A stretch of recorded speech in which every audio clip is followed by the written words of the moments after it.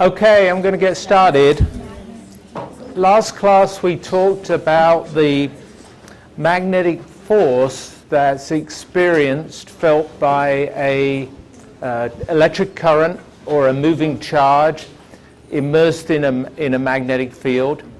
This class we're going to talk about the magnetic field that is created by a electrical current or a moving charge. That kind of completes the story of magnetism, to know that charges in motion or electrical currents flowing create magnetic fields, and that moving charges or flowing electrical currents feel magnetic fields. So that's the entire sort of world of magnetism.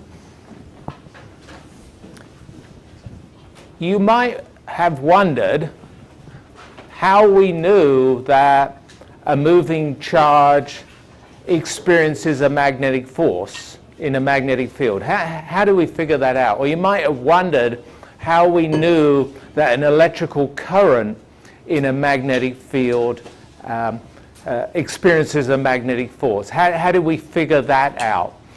The story of that is quite unlike the story of the similar problem in electricity. How do we figure out that electrical forces are due to electrical charges?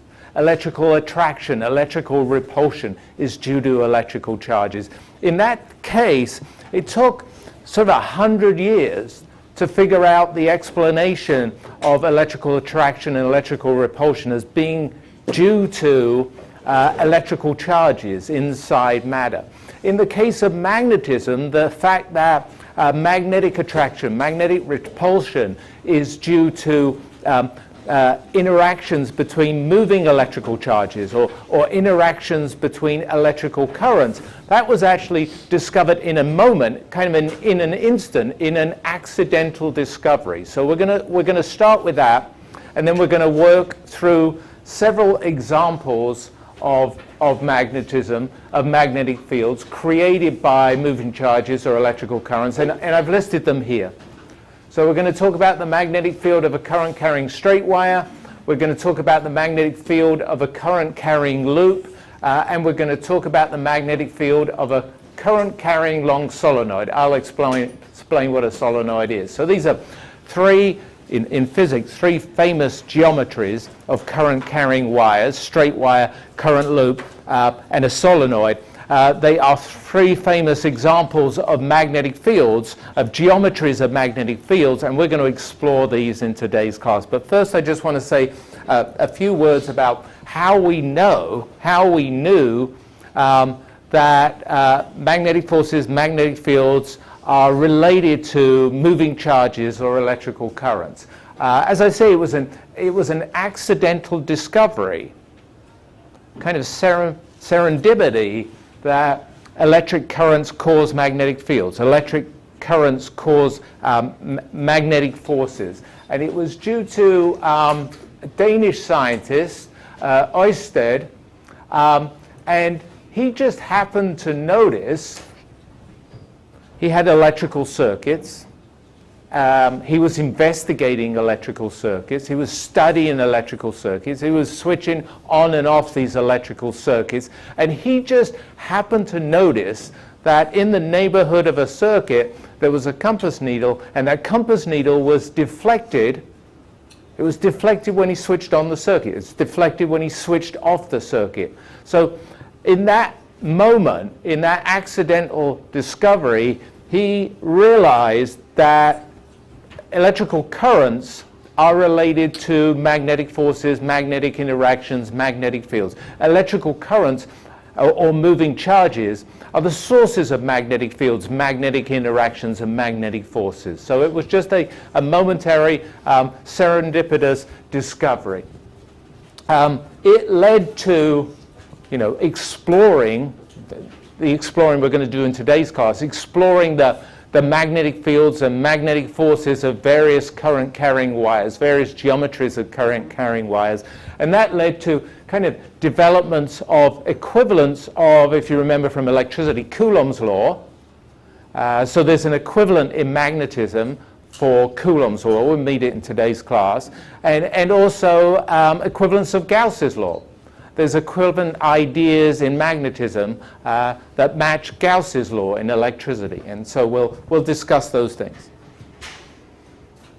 So let's start with this problem of the magnetic field that's created by a long straight current carrying wire. So I've just announced that it was accidentally discovered that currents create magnetic fields. Let's look at a particular current in a long straight wire. Let's examine the magnetic field it creates, see if we can understand it. If you take a current carrying wire and you take a compass needle, a compass, you can map out the magnetic field of the current carrying wire. And this is essentially what Ørsted accidentally did.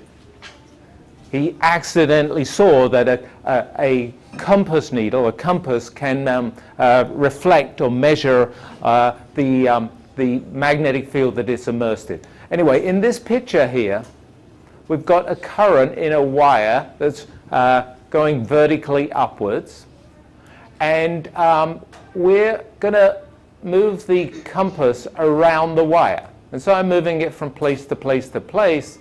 And what you discover is that the compass needle, here it is in magenta, it kind of traces out a circle around the wire. And if you put it closer to the wire, it'll trace out a circle. If you put it further from the wire, it'll also trace out a circle. But closer to the wire, the compass needle is more strongly influenced by the wire. Further from the wire, the compass needle is less strongly influenced from the wire. So you can map out something that's lurking around the wire, that's in the region around the wire with a compass needle.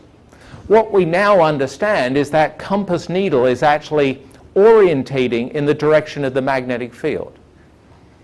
And we know that this compass needle here is literally mapping out rings of concentric magnetic field lines that surround the wire. So around the wire are loops of magnetic field lines, and the compass needle is allowing us to, we can't see it, but the compass needle, that device allows us to see those rings, those loops of magnetic field. And you discover that with the compass needle that those loops of field lines are much more closely spaced near the wire. The field's much stronger there. They're much more loosely spaced far from the wire. The field's much weaker there. And so you discover all those features with the compass and the compass needle. You can also do the same thing with iron filings. This is a picture of doing the same thing with iron filings. So these filings are just tiny grains of iron that can become magnetized in a magnetic field. If you have a current carrying wire, and that's this vertical wire here, the current's flowing up the wire, and you scatter iron filings around the wire, and that's all these little particles that you see around here. Each one of them is a little iron filing. What you discover is a couple of things. Firstly, the iron filings are strongly influenced by the current carrying wire if they're close to the wire. They're less strongly influenced if they're far from the wire. And these iron filings tend to orientate themselves in little circles around the wire. So you can see these little circles when you're close to the wire here. You can see the kind of the flow of the filings pointing around the wire in a circle as you go further from the wire. And then as you get much further from the wire, the iron filings are only weakly orientated by the wire. Again, the iron filings are just, we can't see the magnetic field, but the iron filings are allowing us to see the magnetic field. They are mapping out for us the magnetic field, which is concentric circles around the wire. Those concentric circles of magnetic field are tightly packed near the wire. That's where the field is strong. They're loosely packed far from the wire. That's where the field is weak. So how big strong? What's the size of this magnetic field? And what exactly is the direction of this magnetic field? In what direction, clockwise, counterclockwise, do they circle around the wire? So I want to just answer those two questions.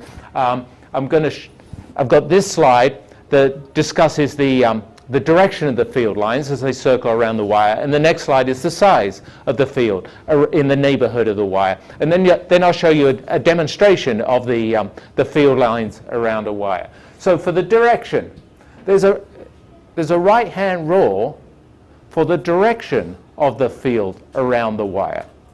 Now this right-hand rule is a little bit different from the right-hand rule for the field equation that related a moving charge or a current to the magnetic field that it had been immersed in, to the force that is created on it. In that case, there were kind of three quantities there. There was the moving charge, there was the magnetic field, there was the magnetic force. There were three directions there for each of those three quantities. In this case, there's really just two quantities we're interested in. Is what is the relationship between the direction of the current in the wire and the direction of the field lines around the wire? And actually, a right-hand rule will tell you that. So I'm going to use my right hand, and I'm going to point my thumb of my right hand in the direction of the electrical current that's flowing.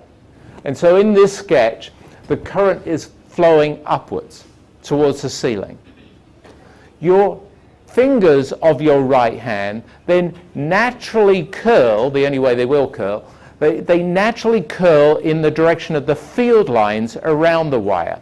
So look, if the wire is here, this thumb is my wire, then my fingers will be coming out of the screen on the left side of the wire. So on the left side of the wire, they're coming out towards you. On the right side of the wire, they're going back into the screen, away from you. And so the field lines are coming out of the screen on the left and back into the screen on the right. And that's what we pictured over here. We've got this geometry with the right-hand rule. This is an example of a concentric field line, a magnetic field around the wire, and it's coming out of the screen on the left, going back into the screen on the right, and that's what my right hand is indicating.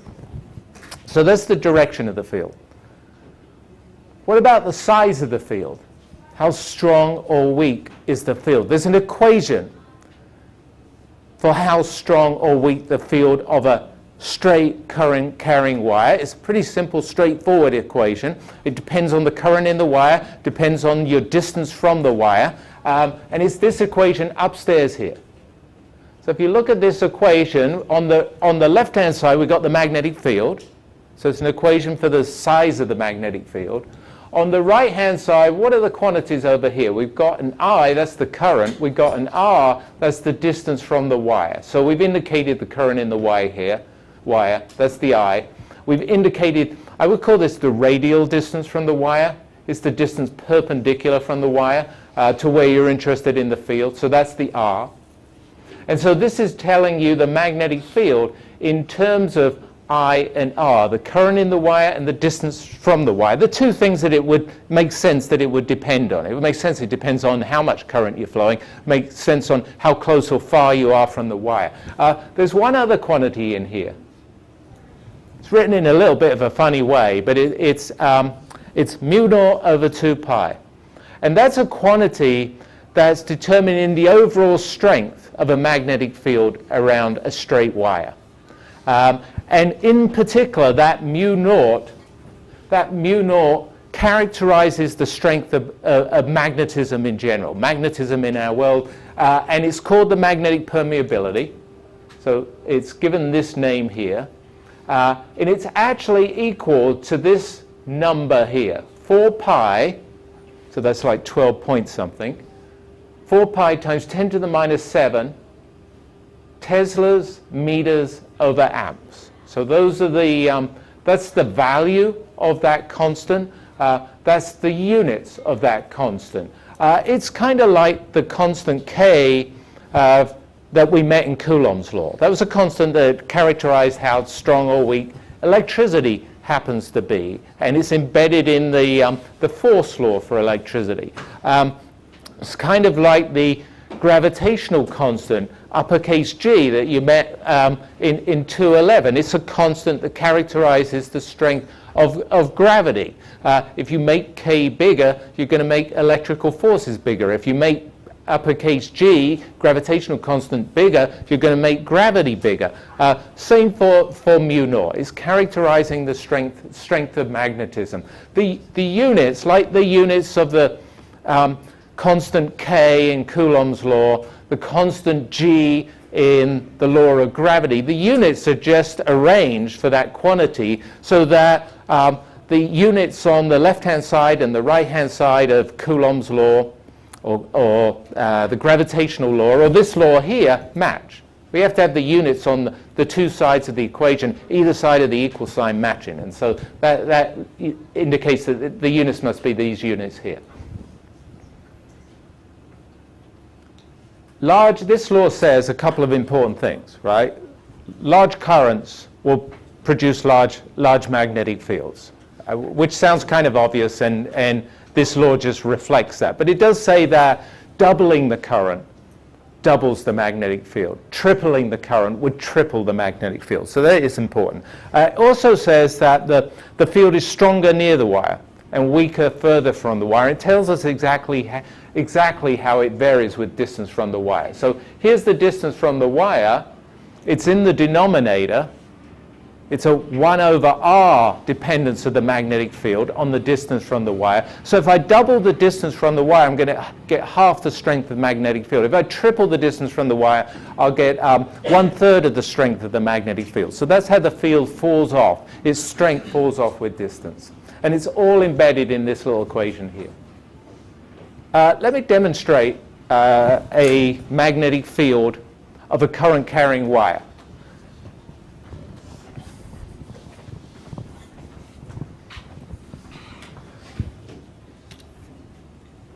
This is to make you believers in this.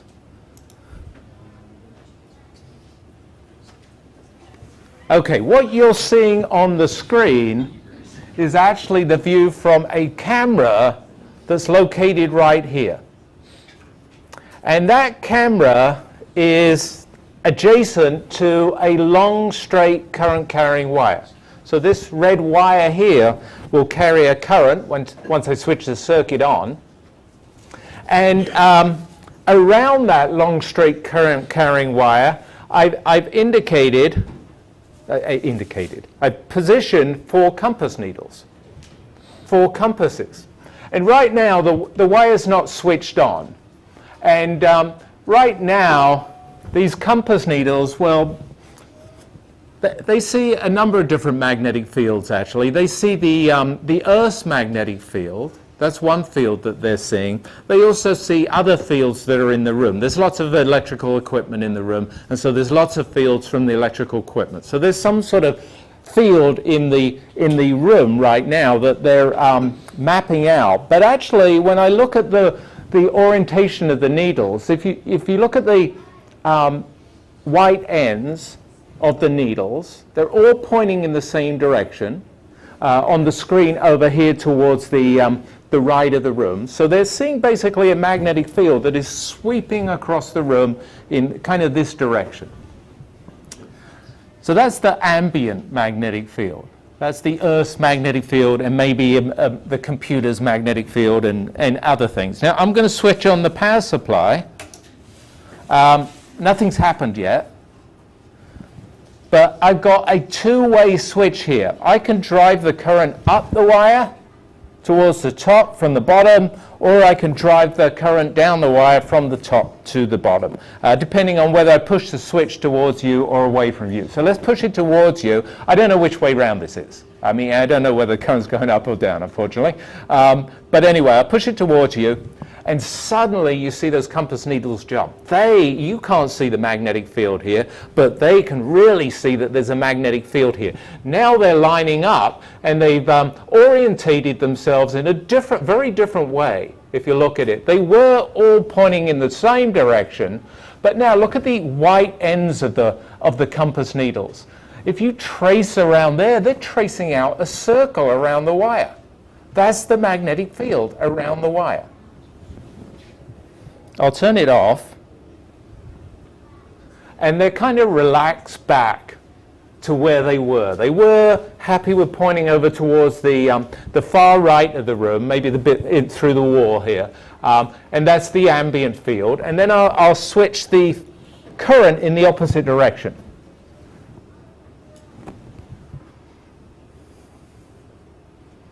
And once they settle down, they're like children, toddlers. This one won't settle down. This one's being very well behaved. But anyway, now they're settling down, and you notice, again, look at the wide ends. The wide ends are now orientated the opposite direction they were. The loops of magnetic field are now orientated in the opposite way because the current is orientated in the opposite way. So, as is described by the right-hand rule, if the current was up, the field lines would orientate this way around the wire, out on the left and in on the right. If I reverse the current, the field lines orientate the opposite direction. They're out on the right and back into the screen on the left. Okay.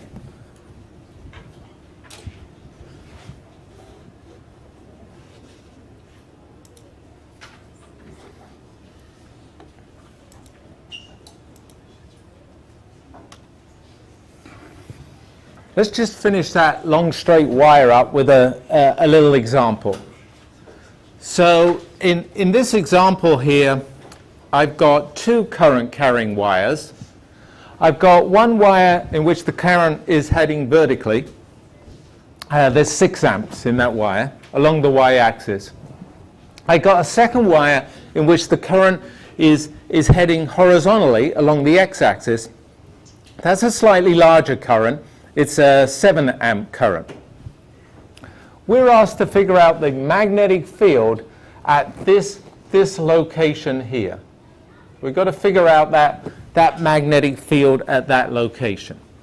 So that location is 4 centimeters along the x-axis and 3 centimeters along the y-axis. That means that this location is 4 centimeters from this wire that's at x equals 0, 3 centimeters from this wire that is at y equals 0.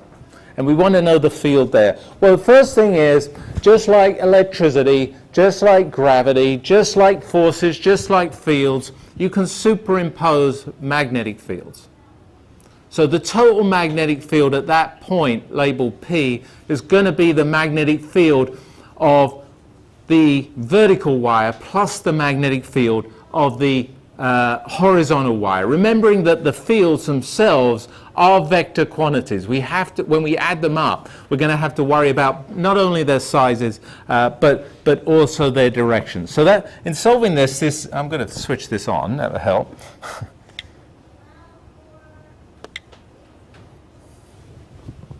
Here we are. Here is the arrangement of wires. Here is the point we want to figure out the field. And my basic starting point is that the total magnetic field at that point is going to be the sum of the individual magnetic fields due to the 2 wires. The horizontal wire and its current, I called that wire 1, its field is B1. The vertical wire, I called that a wire 2, its current is I2, its field is B2. So that's my little notation there. Notice I'm indicating that all of these B's are vectors. They have directions, they have sizes. Let's handle the directions first. We can handle the directions. We're fairly fortunate with the directions in this example. For the horizontal wire, right? The horizontal wire is carrying a current from the left of the room to the right of the room. So look, my thumb's pointing left to right.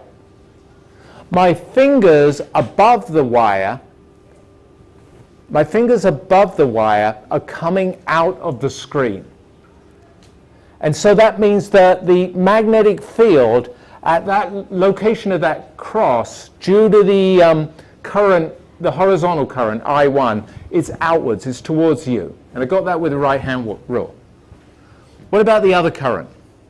The other current is due to the current in the vertical wire. So when I point my thumb upwards vertically, my fingers then curl in the direction of its field lines. On the right of the wire, where the cross is, my fingers are going into the screen. And so B2, the field of the vertical wire, is into the screen. So that was a little work with our new right-hand rule, but it told me that I've got one field, B1, that's out of the screen, another field, B2, that's into the screen. The way I'm going to handle that in adding up these vectors to find the strength of the magnetic field is I'm going to call out the positive direction and into the screen the negative direction. So to figure out the total magnetic field, I'm going to take plus B1 minus B2, because B1's towards you and B2 is away from you. Everybody okay with that? Okay. Right. What's next? Now we've got to find now actually in a way it's easier now. We want to know the actual size of this. So to figure that out, I've got to fill in what B1 and B2 is based on what currents they're carrying, the two wires are carrying, and what distance we are from those two wires. I'm going to use that equation mu naught over 2 pi. Now that factor's common to both the wires, and then it was multiplying the current in the wire divided by the distance from the wire. So I'm going to write that as I over R's, I1 over R1 and I2 over R2. So those are our two contributions, remembering the plus and minus signs because of the opposite directions of the two fields. Well, look, at this point, every number here I know. I know the two currents, there's 7 amps for I1, 6 amps for I2. I know the two distances that I am from the wire. R1 is 3 centimeters. So that point is just 3 centimeters from the horizontal wire. R2 is 4 centimeters because I'm 4 centimeters from the vertical wire. So just to make it clear, this is 4, this is 3 centimeters. Meters, sorry, not centimeters. Anyway, I would plug all those numbers in. Because I'm mildly panicking because of the time, I'm not going to do that. I'm just going to waste more time by saying I'm not going to do that. But I am just going to imagine that I plugged all the numbers in. Remember, I've got to plug in mu naught. That's 4 pi times 10 to the minus 7. I'll plug in that number too. It's interesting that 4 pi in the mu naught is partially cancelled by the 2 pi here in the denominator. So you actually just get 2 times 10 to the minus 7 for this mu naught over 2 pi. But once you put in all the numbers, you can check it. Please do. 0.17 microteslas. 0.17 times 10 to the minus 6 Teslas. It's actually a very tiny magnetic field around current carrying wires. It's why the Earth's magnetic field was not so dissimilar from the wire's magnetic field in this example here. Okay.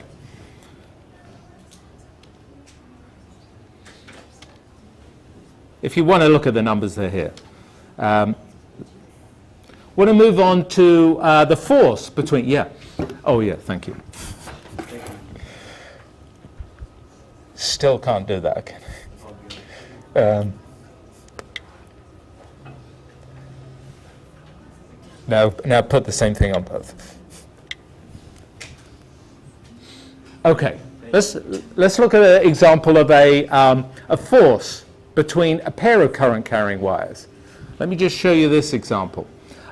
So this is, I mentioned that there's a kind of equivalence of Coulomb's law in magnetism. It's called Ampere's law. Coulomb's law is the force between two charges, 2-point charges, and it describes the case of like charges and unlike charges. Ampere's law is its analogy in magnetism. It's the force between two current-carrying wires, two parallel current-carrying wires. Again, there you could have like currents, meaning they're going in the same direction. So these two arms are both going up. Or you could have unlike currents, right? One going down and one going up. So there's that case too. The interesting thing about magnetism is that we'll discover that in magnetism, like currents attract.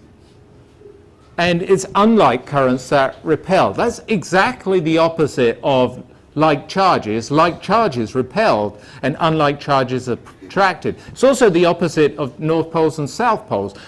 Like poles repel one another and unlike poles attract one another. So this law, this Ampere's law for like currents and unlike currents, it has this reverse sort of psychotic property to it, that it's like currents that will attract one another and unlike that repel.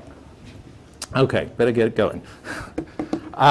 Force between two current carrying wires. So we're going to solve this problem. And we're going to solve it by putting together two things that we've done, one in this class, one in the last class. So here's the problem I'm trying to solve. I've got a current carrying wire, it's called wire number 1, it's upstairs here, current I1. Current carrying wire I2, it's downstairs here. What's the force between them? We want to know the force between these two wires. The distance between the two wires is d, so that's a parameter in our problem. And the length of these sections of wires, that's L. So that's the second parameter in our problem. So we're going to work with the D and the L here as we solve the question of what is the force, magnetic force between these two wires. How am I going to do this? How am I going to do this? Well, I'm going to do it in two steps. The first step is that I'm going to pick one of the wires. I'm going to pick this wire, wire number 2 at the bottom, and I'm going to ask the question, what is the field of that wire? What is the magnetic field of that wire at the location of the other wire, wire 1?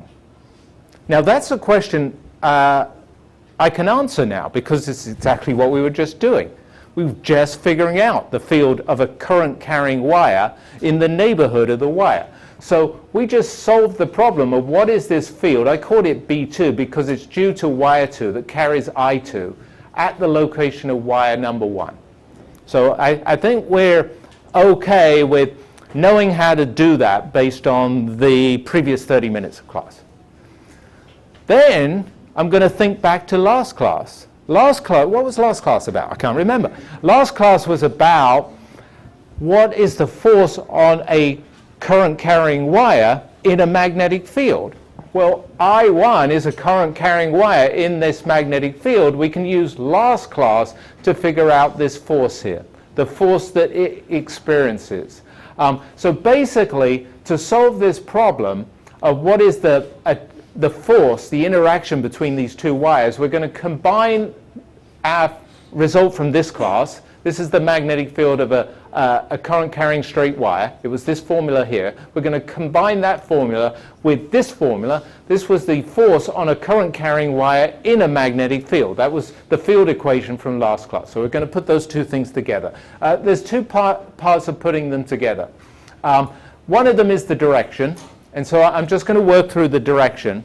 And then we'll look at the equation, the formula that results. And so we'll have solved this problem. What's the direction then? Gosh, this is multiple right-hand rules. So this is getting very sophisticated.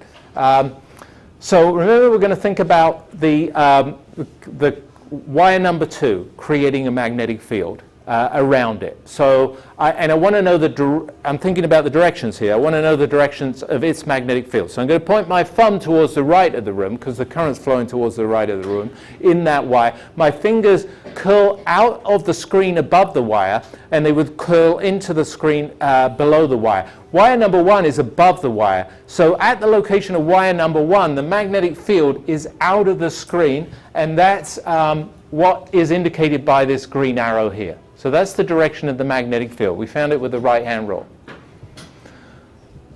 What's the direction of the force that wire number 1 now experiences?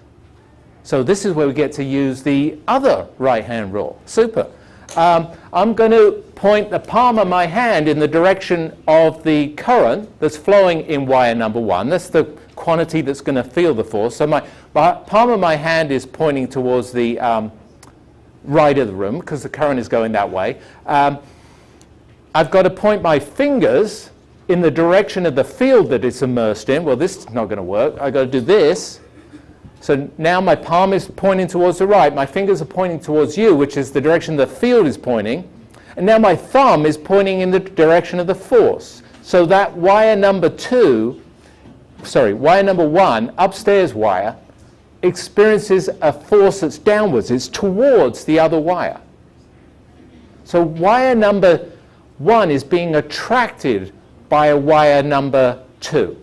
Now, as you know, forces always come in equal and opposite pairs, so that means that wire number 2 is also being attracted by wire number 1.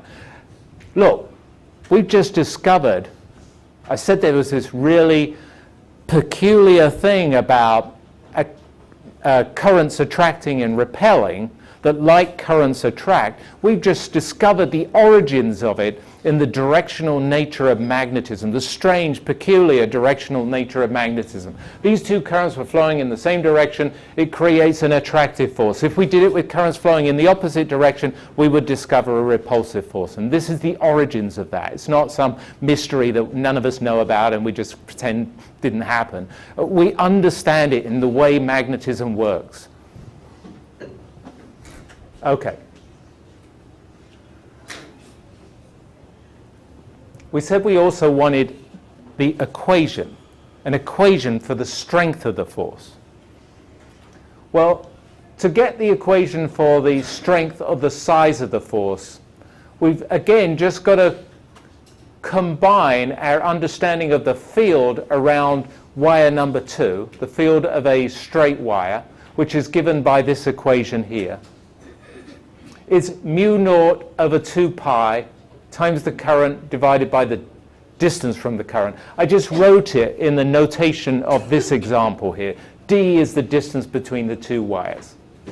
So this is the equation we met earlier on in this class, and this is the equation that we had from the prior class. This is the field equation. It's the force experienced by a current in a magnetic field. My magnetic field is perpendicular to my current, so I just dropped off. I threw away the sine theta because the sine theta is 1.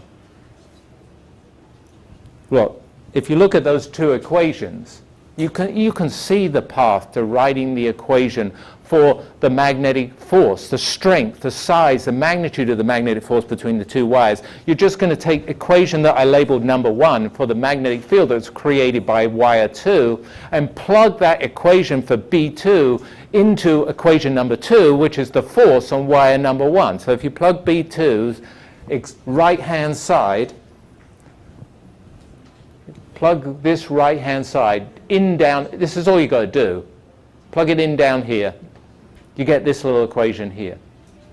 Interestingly, it really tells you it's most convenient to write not force on the left-hand side of the equation, write force per unit length, because there's a certain force, certain number of newtons per unit length of current carrying wires. So we always think of it that way. So this is force per unit length, newtons per meter that are acting on the two wires.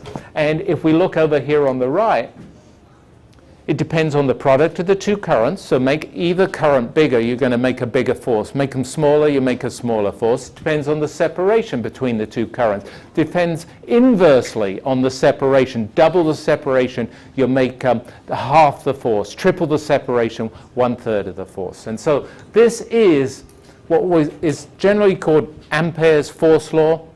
It's kind of the magnetic equivalent of Coulomb's force law. Coulomb's force law was sort of the force between the most basic amounts of charge, 2-point charges, that you can have in a lab. This is the magnetic force between the two basic amounts of current that you could have in the lab. You can't have just a point of current, you've got to have a wire of current. So it's the force between a pair of wires.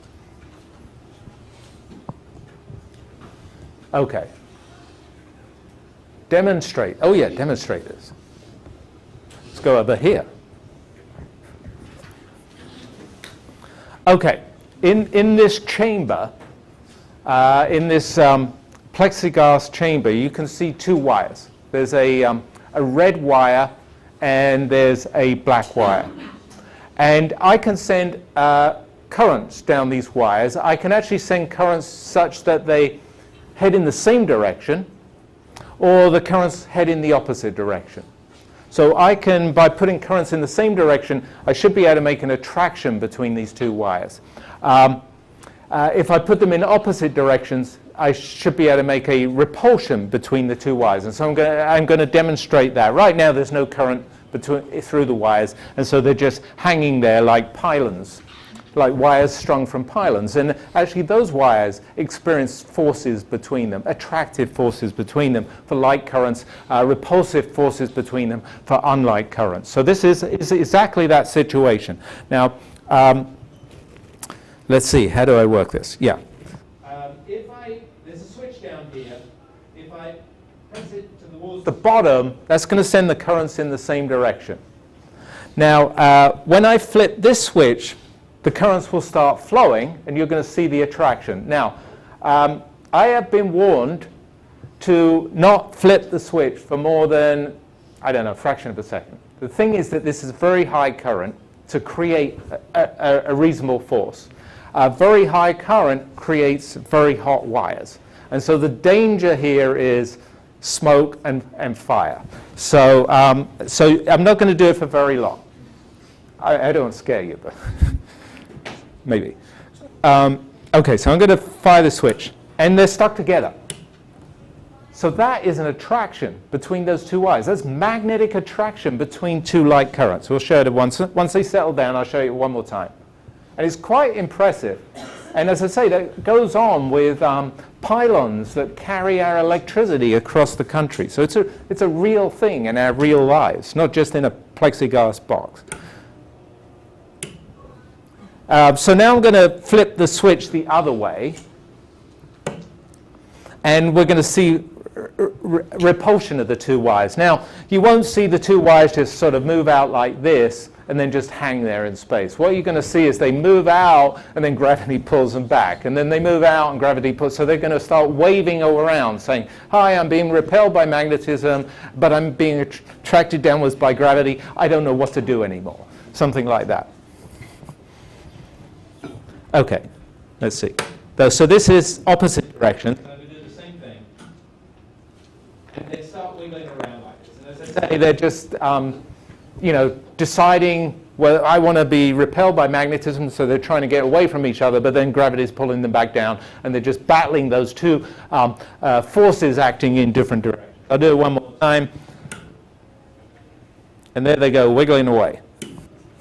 So that's Ampere's force law, which is a version of Coulomb's law, but not for electricity, for magnetism. Okay. Somewhere I left this thing. There's an example in here. I'm way too panicked to go through that now, because I've got to talk about currents in loops of wire and solenoids of wire, and so I want to get onto that. Magnetic field in a current carrying loop. Let's talk about that.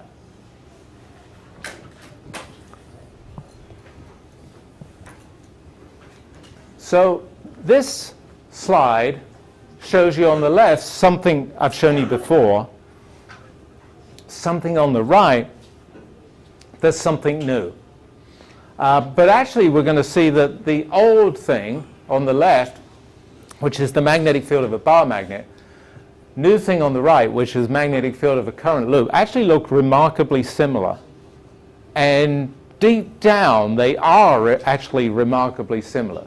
So let's start with what we know. This block is a bar magnet, has a north pole, has a south pole. We said that the magnetic field lines come out of the north pole and they loop back round to the South Pole. They form loops. They're continuous. They don't have ends to them. So they're sprouting out of the magnet at the top.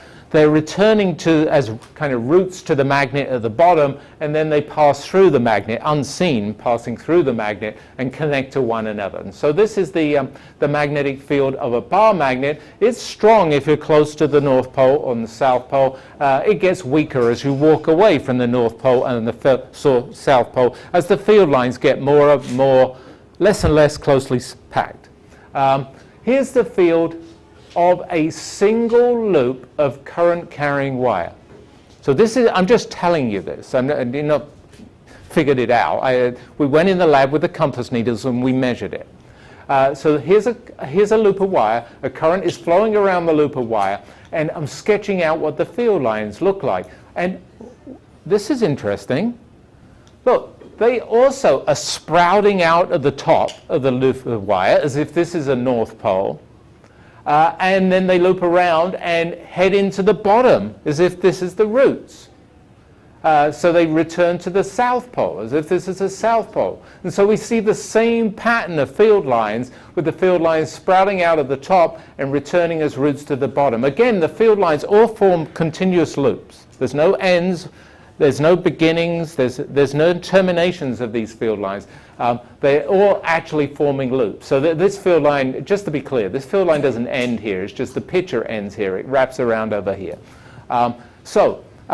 These two situations or observations, a bar magnet and a loop of wire, actually look incredibly similar, right? So if you would see that, supposing you realize you're in the lab, you're in the 18th century, and you're working away with the magnets, and you discover that the magnetic field of a loop of wire looks exactly like the magnetic field of a bar magnet.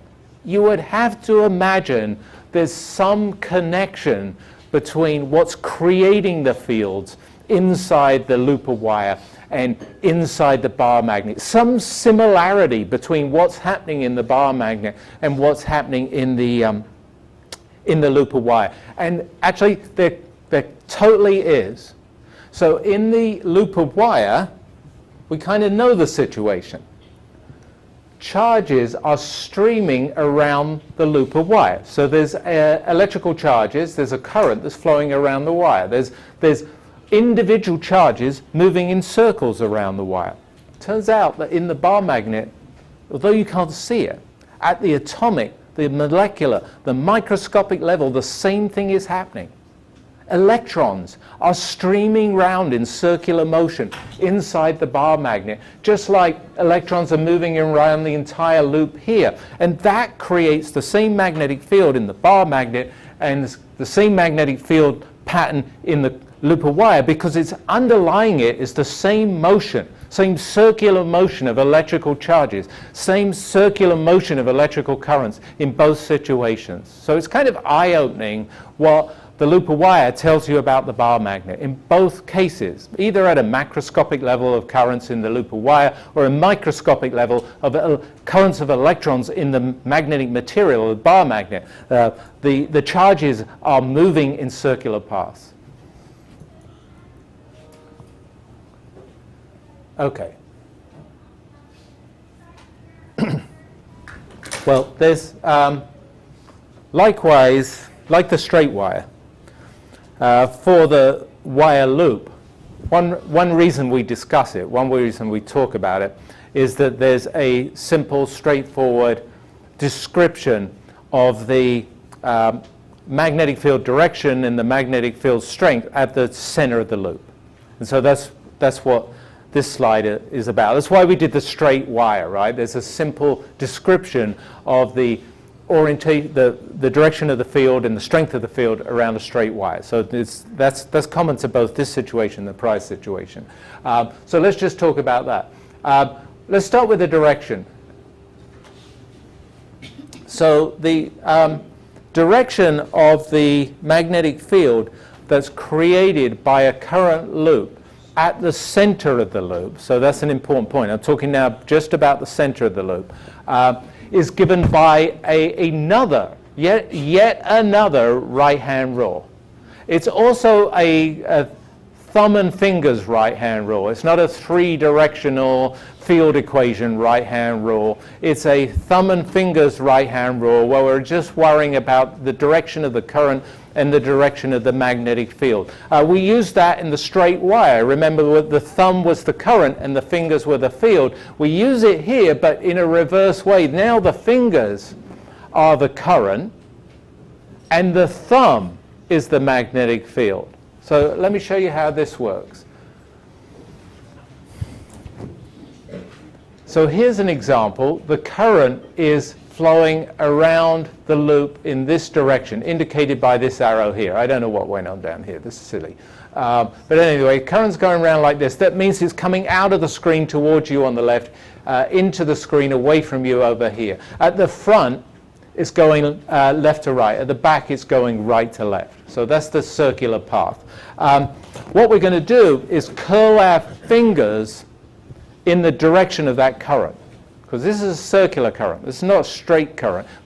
We put our thumb in the direction of the straight current. Here we're going to put our fingers in the direction of the circulating current. So my fingers are going to come out of the screen on the left and go into the screen on the right. So they're going to go, whoa, like this. My thumb points in the direction of the magnetic field at the center of the loop. So my thumb is pointing up, saying that magnetic field at center of the loop is upwards. And that's what we pictured on this sketch. So in green is that magnetic field, and here it is. So that's the answer. You know, the question, what is the direction of the magnetic field at the center of the loop? We figure that out with a right-hand rule. What is the size of the magnetic field at the center of the loop? Yeah? I have a question about the right-hand rule for the pole and then this also. When you determine the direction it goes, because it's a circle, are you having to make note whether it comes out from the right and goes in the left, or it comes out from the top and goes to the bottom? Like, how do you determine that? You mean in this one, in this example here? So in this one here, it's a very good question. So in this one here, I mean, there's two possible. This is a two-dimensional picture of a three-dimensional situation. So we're really imagining the loop in the horizontal plane, right? So in this one, the current is coming out on the left. If I was to follow that arrow around and go in on the right, so my thumb's up. If the current was going the other way, right? The current would come out on the right and then go back in on the left. So you just need to know whether it's the right or the left where it's coming out. Yeah, I just need to curl my fingers in the one of two possibilities, right? Sort of, if I was looking down, I'd see clockwise or counterclockwise. I just got to pick out those two. Is that answering all your question? Okay, that's a good point. Yeah, so it's very important we get that straight. So it's very, very good, a very important question. And so if this current was to reverse, the magnetic field was to reverse. If I was to reverse my curl of fingers, my thumb reverses. What about the strength? What about the strength of the magnetic field? The size, the magnitude of the magnetic field? It's given by this equation here. So let's be careful about this equation. It's a little different from the equation for a straight wire. Equation for the straight wire said that this is the field anywhere around the straight wire.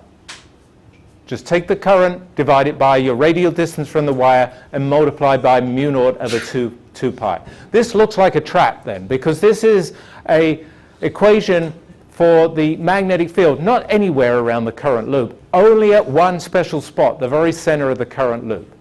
So we're only talking about this location here when we use this equation, but it is simply the current in the wire, so more current, more field, less current, less field, divided by the radius of the wire. So the greater the radius, the further we are from the wire, then the smaller the magnetic field. Again, we see a mu naught because that characterizes the strength of magnetism. It will characterize the strength of the magnetic field that's created by an electrical current.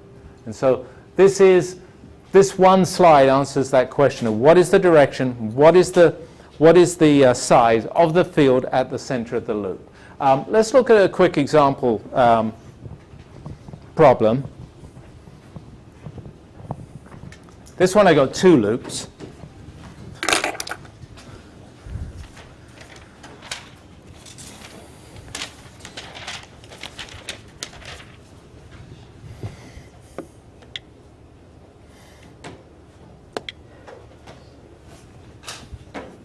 Okay. Ready to go.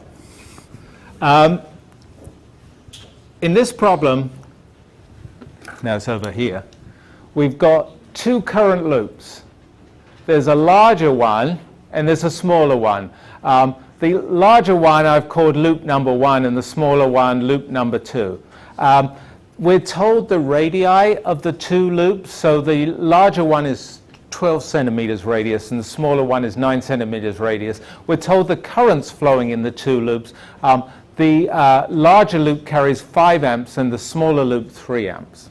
And we just got to figure out the magnetic field at the center, at the very center of these two loops. So this is going to use what we used in the what we learned in the last slide, but it also requires this idea that we can superimpose magnetic fields, just like you can superimpose electric fields, just like you can superimpose gravitational fields, just like you can superimpose forces or superimpose potentials. Superposition principle is absolutely everywhere. So we're going to solve this problem by starting with the idea of superposition, the principle of superposition, that the field at the center of these two loops is the sum of the fields at the of each of the individual loops. So I just got to find my solution here because I don't know what the I mean, I do know how to do it, but I do want to know what the numbers are. Okay.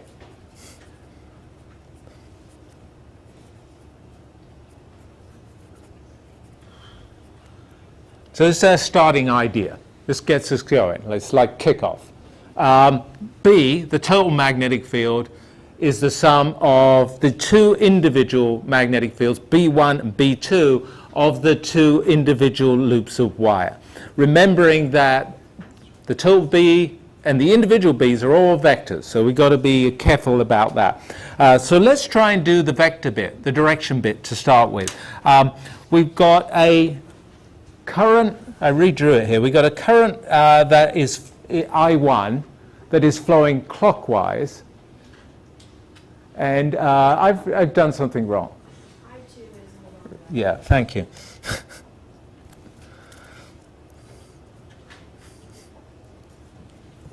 Is that better? Feels better.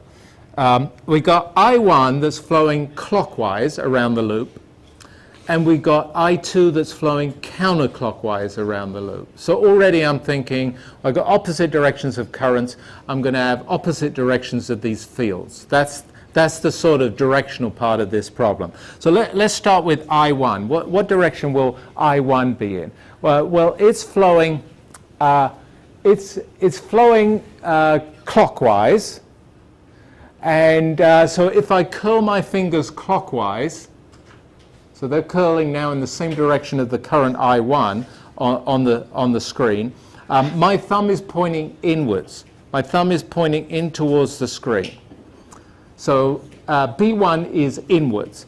I2, that current is flowing counterclockwise, so this would be counterclockwise. No. Yeah, this is counterclockwise. My fingers are curling opposite the direction of the clock, and my thumb is pointing towards you. So B2 is out of the screen towards you. So that's the starting point for the directions. B1 is in towards the screen, B2 is out of the screen. I got it with the right-hand rule.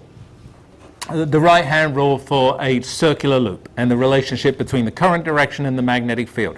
I'm going to call inwards, in towards the screen, I'll call that the negative direction, and outwards towards you, I'll call that the positive direction. And so I'm going to put in the directions that I've just figured out. I'm going to put them in with plus and minus signs. That means I've handled the directions. I'm lucky because they're opposite directions. It's easy to handle vectors that are oppositely directed. And now I'm just going to worry about the size of the resulting magnetic field. So that's all I've got to do now. Okay. Well, that just means I've got to plug in the size of B1. It depends on I1, R1. Plug in the size of B2, depends on I2, R2. I'm just going to use that formula, that equation, from the last slide for the strength of the field at the center of a current carrying loop. So let's just go ahead and do that. There's a factor involving the magnetic permeability that is common to both. So I'm just going to pull that out front. And then I'm just going to put in parentheses here the remaining bits, which just involve the currents and the distances. So I'm going to get a minus I1 over R1 and a plus I2 over R2. Remember, the opposite signs are just the opposite directions of the magnetic fields. Well, at this point again, I'm going to argue that I'm under too much pressure to plug in the numbers right now. I'm going to not put in the numbers, but we do know all the numbers on the right-hand side. I know the two currents are 5 amps and 3 amps. So I1 is bigger and I2 is smaller, 5 and 3 amps. So I could plug those in. R1 and R2, I know those two distances, radii, 12 centimeters and 9 centimeters, 0.12 meters, 0.09 meters. So I know those numbers, and I know mu naught. Mu naught is 4 pi times 10 to the minus 7. I've got to divide it by 2 in this equation for the magnetic field of a current loop. So this stuff in parentheses out front, this common factor becomes 2 pi times 10 to the minus 7. Anyway, plug in all those numbers. And if we're lucky, I got minus 5.2 microtesla. So that's the magnetic field at the center of the loop. It's negative, so it's negative telling us that remember, outwards was positive, inwards was negative. So this field is going inwards. It's telling us that the current loop with the larger current is winning, if this is a contest, is winning over the smaller loop with the smaller current. And that battle, who wins? Whether this is in with a minus sign or out with a positive sign, just depends who has a bigger ratio of current to radius. So bigger currents make bigger magnetic fields, but bigger radius makes smaller magnetic fields. And it's just that ratio that's going to control whether it's going to go into the screen or out of the screen. And I1 wins with a bigger ratio than I2. It has a smaller ratio of the current to the radius. Okay. So that's an example of a single loop of current carrying wire.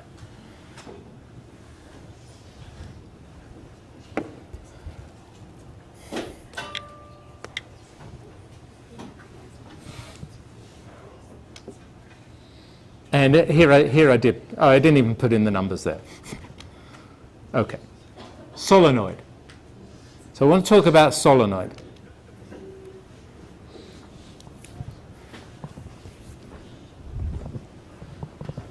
First, I should say what a solenoid is. We've talked about the magnetic field that's created by a single turn of current carrying wire, a single loop of current carrying wire. But after making one turn of current carrying wire, if it was me, I'd say, I want to make another one. And I can make another one, and another one, and another one, and another one, and another one, and that would make a solenoid. A solenoid is just n turns of current carrying wire, or nested together, or packed together. That's how you build a solenoid. We sometimes talk about a long solenoid. A long solenoid means that its length is much longer than the size of each loop. So if a loop was this big, nobody can see what I'm doing, but if a loop was this big and it made a solenoid this long, that would be a long solenoid. This is not a long solenoid, but here's sort of a picture of a solenoid. Here you see this thick copper wire. It's got 1, 2, 3, 4, 5, 6. So here I've arranged 6 turns of copper wire. I could drive a current from one terminal, there's two terminals at the back, one terminal here on your right, one on your left. I could drive a current in on the right, out on the left, or vice versa. That current would flow along the first loop on the right here, then the next loop, the next loop, the next loop, and next loop, and next loop, and so on and so forth. Each loop is making a magnetic field that looks like a single turn of current carrying wire. Those magnetic fields of each of the single turns of current carrying wire are going to add up, superimpose together to make a magnetic field. What's special about it is that if you have a long solenoid, many turns of current carrying wire, you actually make, this is remarkable to me, you make a perfectly uniform magnetic field inside the walls of the solenoid. You make a magnetic field that has the same strength everywhere inside the walls. It has the same direction everywhere inside the walls. It points along the length of the solenoid, and it depends on the current that's flowing in the solenoid and how many turns of wire you put into your solenoid. So this is the importance of a solenoid. It makes uniform magnetic fields, kind of like parallel plate capacitors made uniform electric fields. So that's kind of the motivation of it.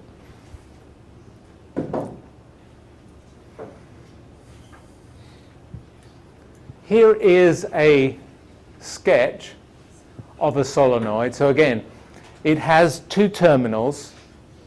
There's one on the left at the bottom here where the current is coming in. There's one on the right over here where the current is coming out. The solenoid is made by turn after turn after turn of single loops of wire. So it's just an assembly of the single loops of wire from the prior example where we discussed the magnetic field. A particular solenoid is characterized by several geometrical things that describe it. So if I build a solenoid in my basement, and you built a solenoid in your basement, and we want to say compare the solenoids, we'd have to say, well, how many turns did you have in your solenoid? That means how many individual loops of wire is how many turns. We'd have to say, what's the length of your solenoid? What's the overall length of your solenoid? And we describe the radius of our solenoid. And so those three quantities, the number of turns, the radius of the solenoid, the length of the solenoid, are enough to describe the physical properties of the solenoid. And then in addition to that, when you operate a solenoid, there's a current that flows in the solenoid. We'd have to describe the current that's flowing in the solenoid. So those are all the ingredients. The importance of a solenoid is, as I say, it makes a uniform magnetic field. So in this picture on the right is a cross-section through a solenoid. These dots here are the current coming out of the screen in the wires of the solenoid. These crosses are the current going back in. Between the windings of the solenoid is this perfectly uniform magnetic field, if it's a long solenoid.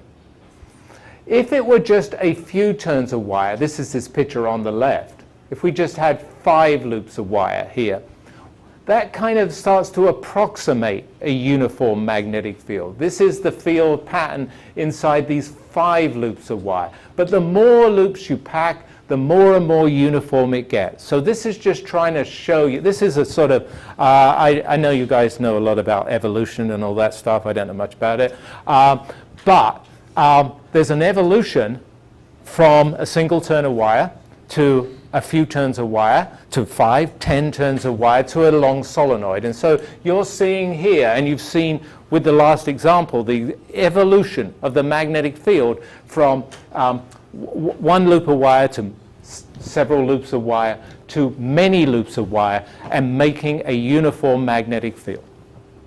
Okay, there's an important equation. Let's go up. Just think about this equation here. This is just an approximate version of it.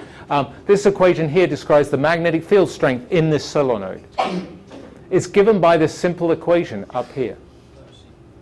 So let's read this there's 2 versions of this equation. There's this one here and there's this one on the right.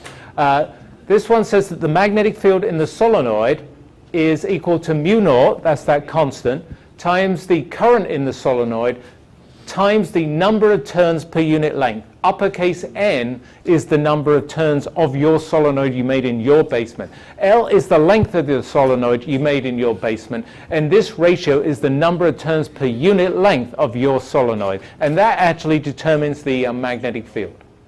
The bigger you make this number, the bigger you're going to make the magnetic field. The smaller you make this number, the smaller you make the magnetic field. It doesn't really matter the number of turns or the length. It matters how tightly you pack those turns, the number of turns per unit length. That's so important. We call that number of turns per unit length this lowercase n, because it's really that governs, that rules the solenoid.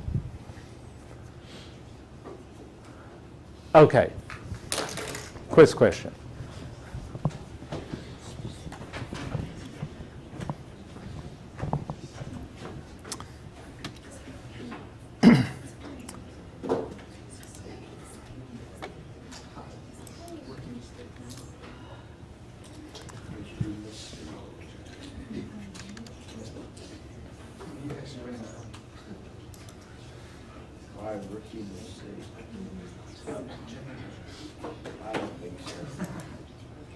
So in this quiz question, you're asked to compare two solenoids.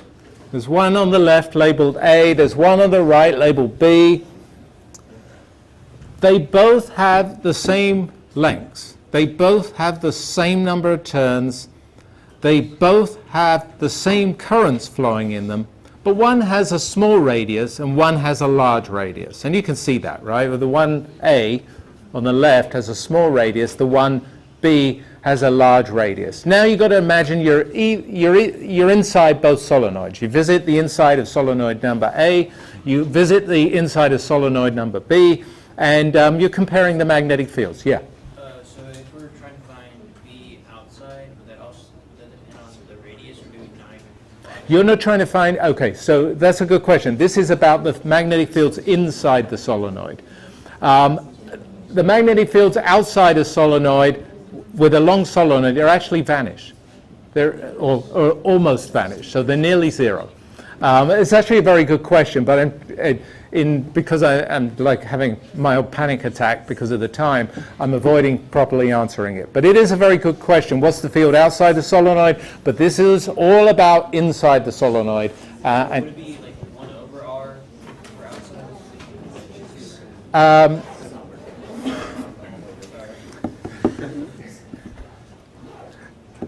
You know, I don't even know the answer to that question. That question is a very complicated question. Because the magnetic field in the limit of a long solenoid vanishes outside. So the question is, how does it vanish? And that's why I can't honestly, I can make something up, but I'll be honestly not answering it.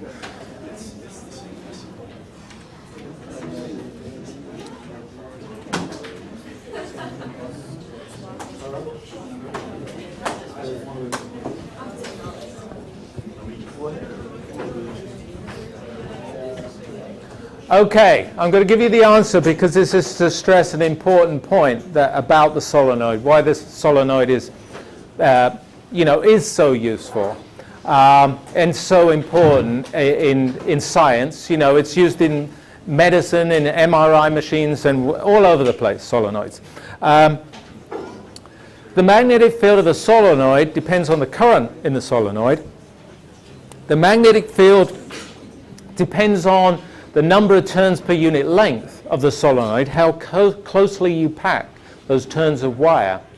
But the magnetic field inside a solenoid does not depend on the radius of the solenoid, does not depend on whether you made a big diameter solenoid or a small diameter solenoid. It's uniform everywhere throughout the solenoid and just depends on the number of turns per unit length and the current in the solenoid. So these two solenoids in this example have the same, have exactly the same magnetic fields inside them if they've got the same number of turns, same length, and same current.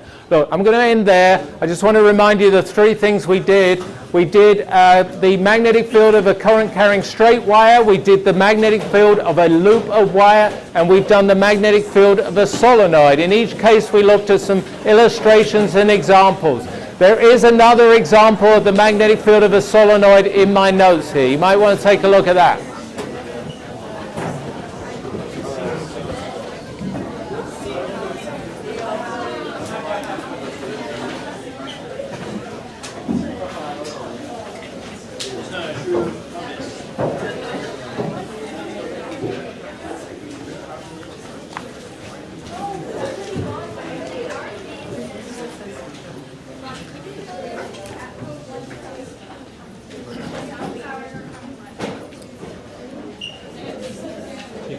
On Thursday, I'm going to be interviewing. Did you just send me an email before class? I didn't know. Oh, okay. I go and Somebody- yeah. Okay.